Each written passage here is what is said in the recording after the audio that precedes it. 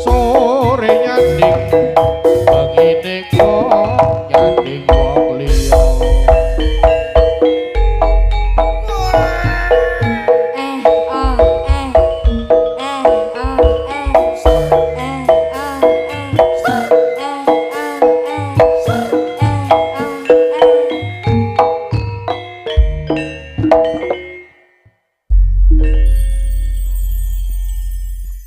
Anu Nduk iki nyuwun pangapunten ya Nduk ya. Pripun, Mbah? Nyatu ya jenenge kreasi ki rena-rena. Nggih. Jaranan ki macake ya rena-rena. Nggih. Pehno iki sik sasi bodo, ya to?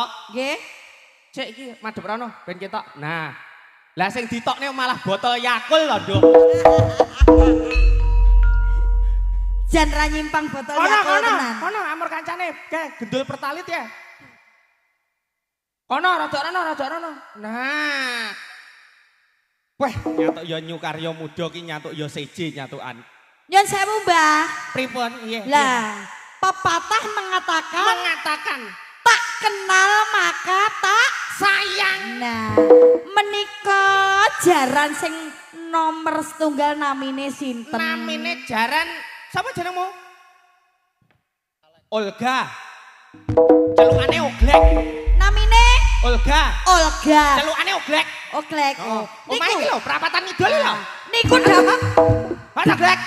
Alah gayamu. Tok sini. Alah. Anakmu delok. Wah, beneran sesuk lek nangis ibuke awakmu takon macake ngene iki. Ben meneh.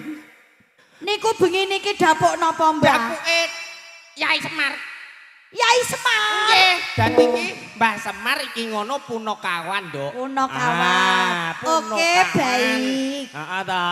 Iki dapuke Semar. Jajal tak tokne neh ya, Nduk. Nggih. Sapa ngerti engko bar Mbah Semar metu, tak tokne neh sing metu buta